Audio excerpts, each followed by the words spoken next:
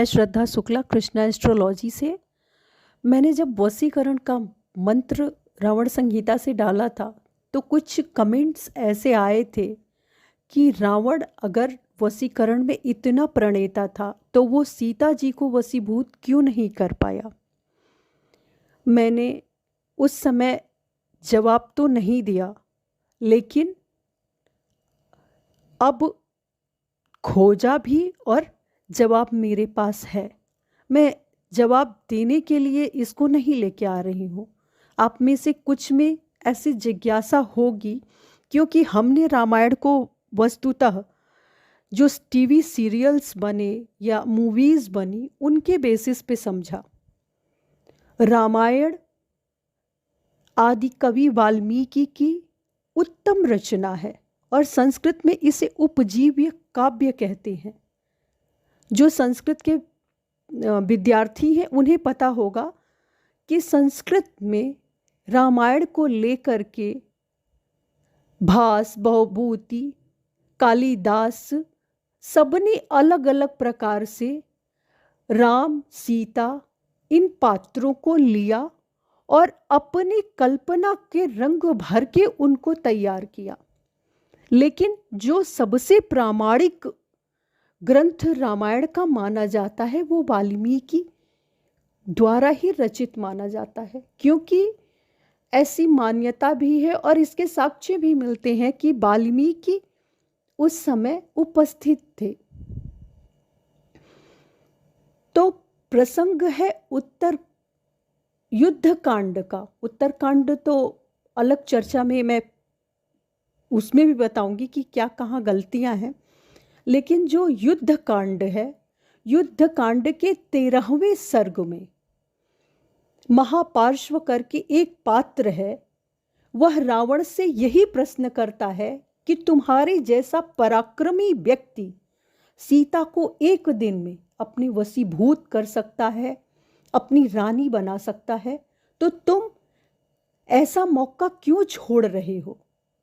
रावण ने जो उत्तर दिया है वह हमारे आपके जानने लायक है।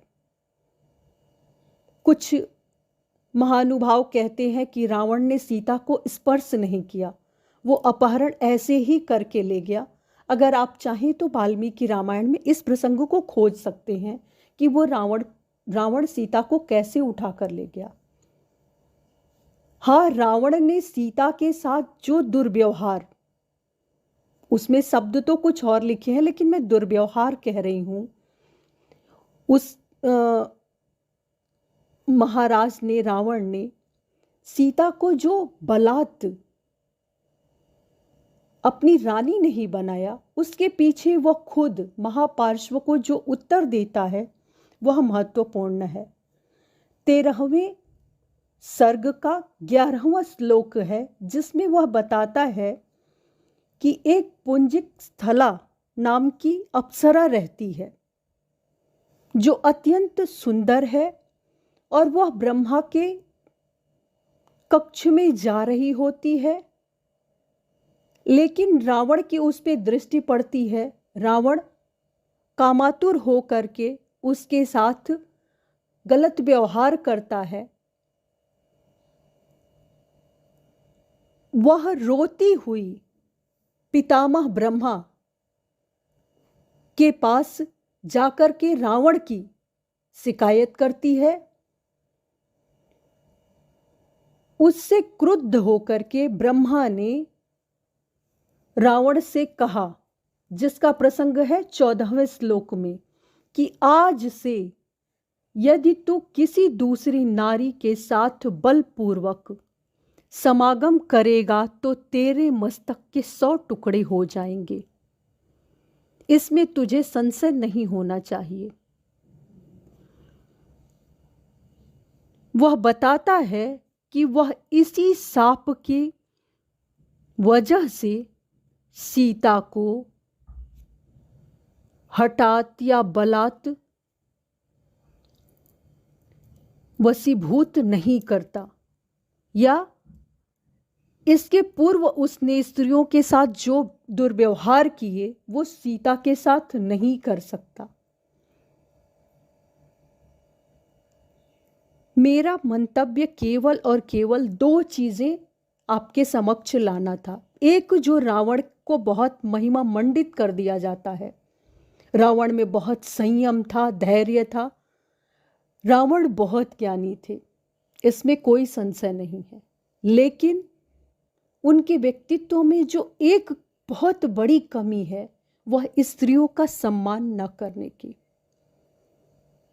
जो भी पुरुष स्त्री को भोग्या समझता है, यकीन मानिए वह अपना शुक्र और बृहस्पति दोनों खराब करता है। इस प्रसंग में रावण की व्यवस्था साफ स्पष्ट है। तो रावण क्यों सीता को वशीभूत नहीं कर पाया, यह मैंने स्पष्ट किया। आपको यह कैसा लगा, अपने सुझाव जरूर दें और आप इसी प्रकार से अपना स्नेह और मेरे ऊपर अपनी अनुकंपा बना करके रखें। आप सभी को परमपिता परमेश्वर की छत्र छाया प्राप्त हो। और एक और चीज़ कहूँगी कि जहाँ तक हो सके स्त्रियों का सम्मान करें। इससे आपके चंद्रमा और शुक्र दोनों मजबूत होंगे। इसका भरोसा कृष्णा एस्ट्रोलॉजी के माध्यम से मैं आपको दिलाती हूँ। मंत्र यंत्र सब अपनी जगह हैं, लेकिन हमारे कृत्य कर्म हम तक लौट कर जरूर आते हैं।